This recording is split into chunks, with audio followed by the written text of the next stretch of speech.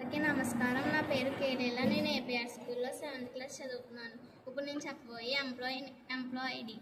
ఇందులో ఎలా is equal to base select చేసుకొని ఇంటూ నొక్కి తర్వాత 18% పెట్టి ఎంటర్ క్లిక్ చేస్తే మనకి పర్సెంటేజ్ వస్తుంది. తర్వాత దీన్ని పెట్టుకొని డబుల్ క్లిక్ చేస్తే మనకి మొత్తం వస్తుంది. తర్వాత గ్రాస్ ఈజ్ ఈక్వల్ టు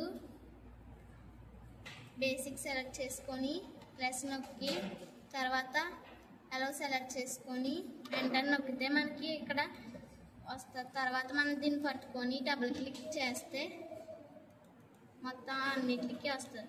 తర్వాత డెకరేషన్ దీన్ని ఈజ్ ఈక్వల్ టు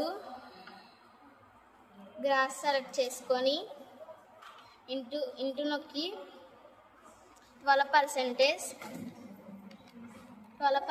నొక్కి ఎంటర్ నొక్కిన తర్వాత మనకి మార్క్స్ వస్తాయి. తర్వాత దీన్ని పట్టుకొని డబుల్ క్లిక్ చేస్తే మనకి మార్క్స్ వస్తాయి. తర్వాత నెట్ శాలరీ దీనికి ఈజ్ ఈక్వల్ టు పెట్టుకొని గ్రాస్ సెలెక్ట్ చేసుకొని మైనస్ పెట్టుకొని